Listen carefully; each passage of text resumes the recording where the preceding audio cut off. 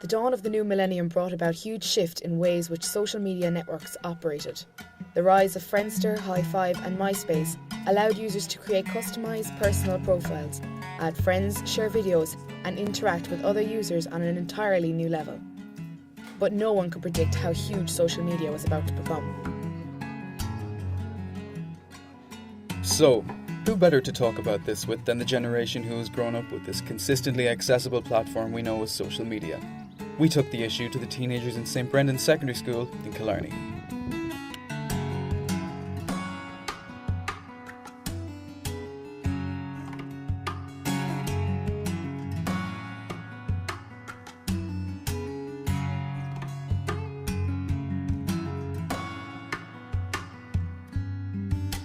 Wait, what age were you when you started using social media? 12. 13 or 14. 14, 15. 12. 13. 11. 13. I was a good bit older. I was like 16, I'd say. 16. Yeah. And why didn't you join when everyone else was joining? Not really good access to the internet actually. So it was actually your internet that was the out problem? there in the country. Sure. Okay, what forms of social media did you use? What kind of sites and stuff? Bebo. It's Bebo, YouTube. Bebo. Bebo. Bebo. Just Bebo. So that was kind of your only idea? Bebo on YouTube. YouTube. Okay. How often do you check your social media pages? Every day. Like throughout the day. About twice a day. Once or twice maybe. Couple times a day, like max. Okay. And would you spend long? It's kind of just a quick check and then you're Yeah. A few hours a day? Yeah, I have this thing where I'm always logged onto Facebook on my browser now, Okay. so I can always check whatever website I'm on. Yeah. Okay. What do you think are some of the dangers of social media? Bullying, probably. Yeah. Being stalked by people you don't know. Bullying. What kind of bullying, what kind of stuff would people say? Like stop fishing for likes.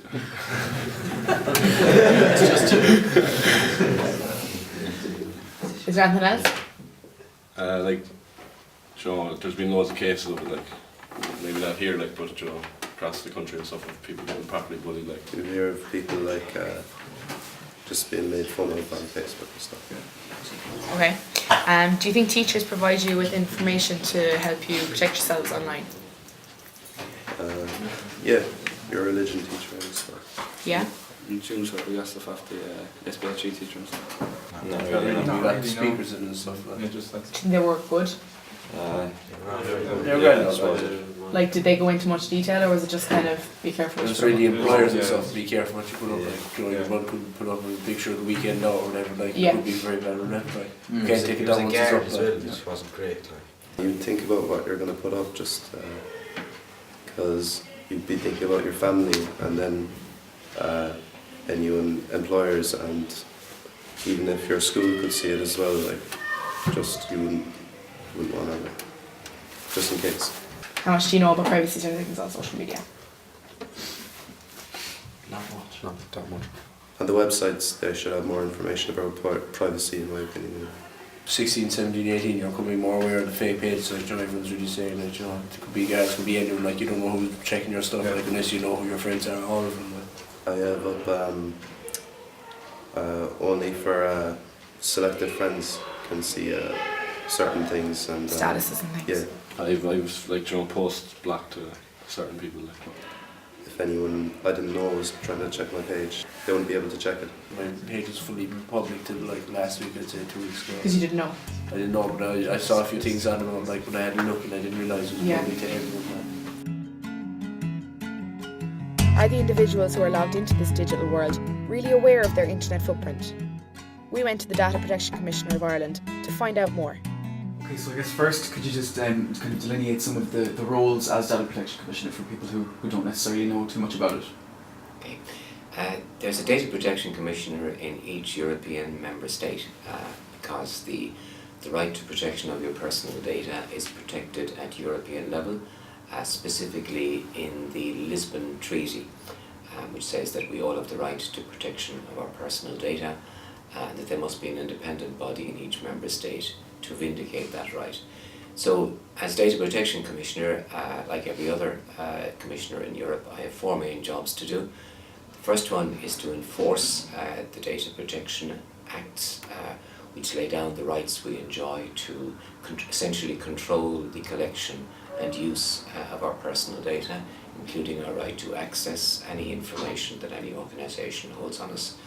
Our second job is to educate both organisations in terms of their duties when they're collecting personal data and using it, and then individuals in terms of their rights. We have also a job to do as an ombudsman.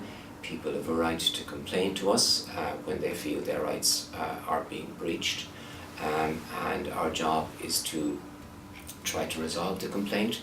We usually do it amicably by contacting the organisation and working out a solution that is satisfactory to both sides. If people aren't happy, they have a right to require a formal decision as to whether or not their rights have been infringed. That decision can be appealed to the courts. And the final job we have to do is certain major holders of personal information, like bodies in the public sector, education institutions, are required to register with us and set out publicly what information they collect and what they do with that information. So that's an aid to transparency. So anybody, by looking at our website, can see for hospitals, schools, government entities, what information they're collecting and what they're using it for.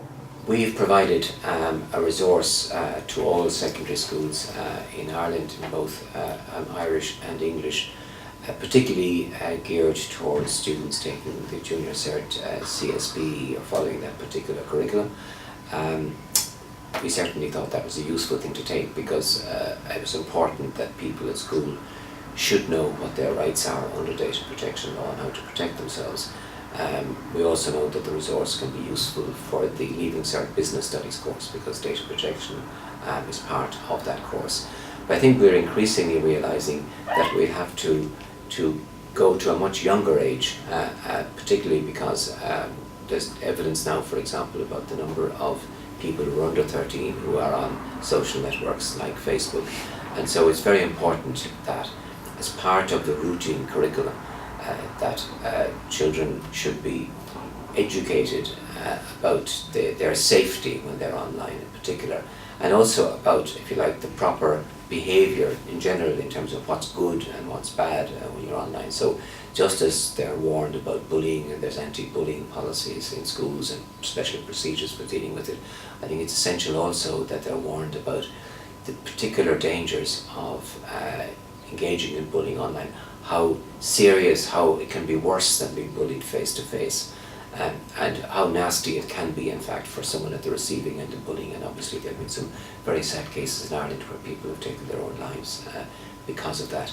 It's also essential that the education extends to parents because for many parents social networking is something that happened long after, as it were, they left the educational system. It's also something that they may not be entirely comfortable with.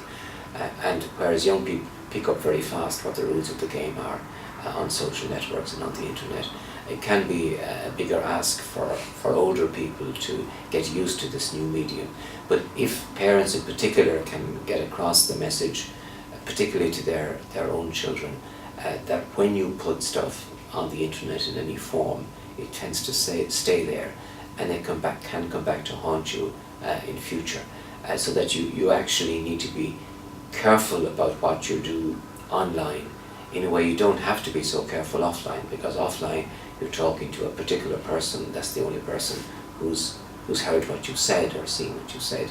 Online, there's potentially a huge audience for it, and you need to realise that audience exists, and that audience mightn't always have your best interests at heart. So the internet and social networks are a wonderful facility for people communicating, particularly when Irish people communicating with people who have left the country, stay in contact. And it is a very positive thing in so many ways, but it has this dark downside. So, with the Data Protection Commissioner and EU legislation in place to protect our information, what if we're unsuspectingly giving it away? Or are the people of Ireland really more secure in their online presence than we think? We took to the streets of Dublin to find out more. Because I just think it's the root of all evil. Really? in a sense. Yeah. That's interesting. I found whenever, like I used to have Facebook, and it was fine, but I'd find myself being on it and coming off it and being in a bad mood sometimes. And when you're in company with other people, all you can see is like, if you're meeting someone for lunch, there's like this. And yeah, there's no like, you can't really talk, communication at all anymore. And even in younger children, like you don't hear your kids going out and playing skipping and hopscotch or whatever. They're all at home on Facebook or... So you think it's completely changed society and the way we communicate with each other? Yeah, definitely. For the worse? Yeah, for the worse. And what about yourself? Do you use social media? Yeah, I use Facebook, Twitter, Instagram. Everything. And are you the guy that he meets for lunch and he's constantly on his phone? Yes, I use them all. Use them all? Yeah. For any particular reason? Both business and pleasure. Okay. And are you aware of the privacy settings No idea. on, let's say, Facebook? Or, you know, you can share your information with certain people, like friends of friends, or publicly? Yeah. Are you aware of any of that? No, I wouldn't be. All I do is, when I'm using social media, I either send it out to the world or I just send it to one person. I don't think anything that I post is annoying to anyone, so I think it's cool to make it public. Okay, so you're not concerned about anything that you might put on Facebook that anybody can see? I think if you're a bit concerned about everything you do, you shouldn't post it out. So Okay. I think everything that you post up is your own responsibility. So if anything happens, that's your own, you know, I don't know, your own concern. I think for the most part, I like to be private on Facebook, so I use the features. I think that ultimately anything that you put online is not actually private, and there's really no way for you to protect it because they don't do a good job of keeping their security levels high. Like you can actually change the URLs to go and see any picture that you want to see on Facebook, even if the privacy settings are changed, or at least they have in the past. It seems as though some individuals, from both here and further afield, are far more security savvy than we thought. But for those who aren't, what advice does Billy Hawkes have for them? I think the first thing to do is to get very familiar with the privacy settings on social media. They're there to be used. Again, partly thanks to our audit of Facebook, they're now more granular. You can control now the exact audience for every post you put up there. So it's very important to get familiar with that and to use them, so that when you put something up on Facebook, that you know exactly who can see it, and you've chosen that. In other words, put yourself in control of your own personal data. I think that's probably the crucial thing to do. Be also conscious of in the background, the rights you have, like for example, that you can delete, obviously, posts that you've put up there, and generally become familiar with the things that are there to protect you from doing silly things. Also bear in mind you do have rights. If you choose that you don't want to be on Facebook anymore, you could just choose to shut down your account and have everything deleted from it. And essentially one of the things we tried in the audit as well was to make sure that people, insofar as they could, had the right to delete post by post whatever they put up there. So these facilities are there now. It means if you use them wisely, you can use Facebook or any other social network in a way that really is as a benefit to you, that you get enjoyment out of it without suffering the downside. So basically you have the control, the methods are there, use them.